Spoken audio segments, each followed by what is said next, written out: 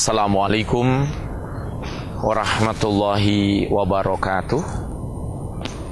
A'udzu billahi minasyaitonir rajim. Bismillahirrahmanirrahim. Alhamdulillah khaliqis samawati wasamikiha wa bari'il bariyati wa malikiha. Asyhadu an la ilaha illallah wahdahu la syarikalah wa asyhadu anna Muhammadan abduhu wa rasuluh. Allahumma salli wa sallim wa barik ala sayyidina wa maulana wa habibina Muhammad wa ala alihi wa ashabihi ajma'in. Amma ba'd. Qala Rasulullah sallallahu alaihi wasallam, as-salatu imaduddin, faman aqamaha faqad aqamaddin, wa man tarakaha faqad hadamaddin. Saudaraku, para pemirsa dimanapun berada dan yang selalu dimuliakan oleh Allah Subhanahu wa Ta'ala, alhamdulillah, insyaallah kita setiap pagi bersama TA TV menyampaikan siraman rohani hidayah fajar buat kita. Meskipun cuma beberapa menit, semoga ada hikmah dan manfaatnya buat kehidupan kita yang cuma sebentar ini, sehingga kehidupan kita bisa manfaat maslahat fid dini wa dunya hatal akhirah. Amin ya rabbal alamin. Para pemirsa TA TV dimanapun berada, kita masih berbincang-bincang membahas tentang pentingnya sholat lewat Isra Mi'raj. Kenapa sholat, wahyu sholat, Rasulullah dipanggil langsung untuk menghadap Allah Subhanahu wa Ta'ala, padahal haji adalah wajib, zakat wajib, puasa Ramadan wajib, sholat wajib. Tapi dari sekian perintah-perintah Allah, sholatlah yang Rasulullah dipanggil langsung untuk menghadap Sang Pencipta alam. Disinilah saudaraku, perlu kita cerna, perlu kita cermati bersama. Kalau haji merupakan perintah Allah yang diwajibkan kepada umat Islam yang punya kemampuan. Puasa, zakat diperintahkan Allah kepada orang-orang yang punya kemampuan. Tapi ketika sholat, semua orang Islam diwajibkan untuk melaksanakan sholat tanpa terkecuali. Bahkan sedang sakit pun seorang muslim tidak boleh meninggalkan sholat. Saking pentingnya sholat, maka Rasulullah dipanggil untuk menghadap Sang Pencipta alam.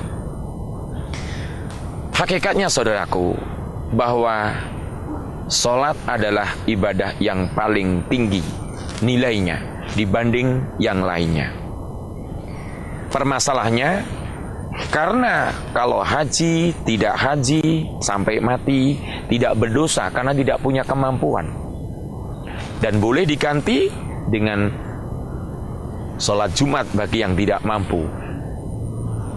Kemudian puasa boleh diganti dengan membayar fidyah. Bahkan kalau kita tidak mampu apapun, tidak puasa, tidak bayar fidyah pun tidak apa-apa.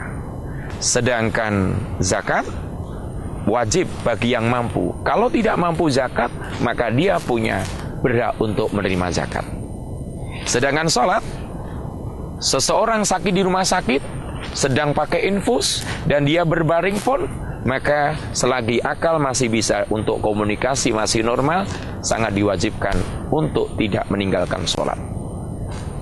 As-sholatu imaduddin, sholat adalah tiangnya agama. Faman aqamaha, barang siapa yang mendirikan sholat, faqad hadamatin, maka dia berarti sudah menegakkan agamanya. Waman tarakaha, dan barang siapa yang meninggalkan sholat, berarti dia sudah merontohkan, merubuhkan, merusak agamanya.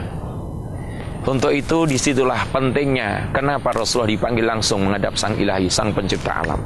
Karena sholat memang sangat vital dan tidak boleh ditinggalkan oleh siapapun. Juga orang-orang yang sudah balik, yang berakal, tidak boleh meninggalkan sholat.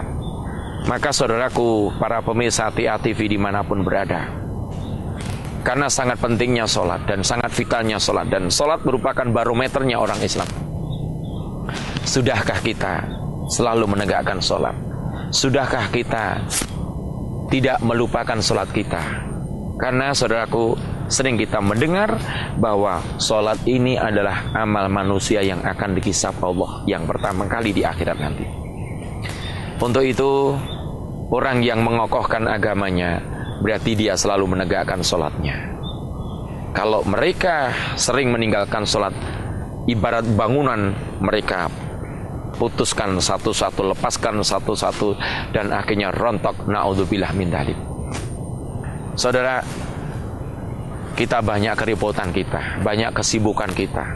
Bahkan dari pagi sampai malam kadang-kadang kita banyak repotnya.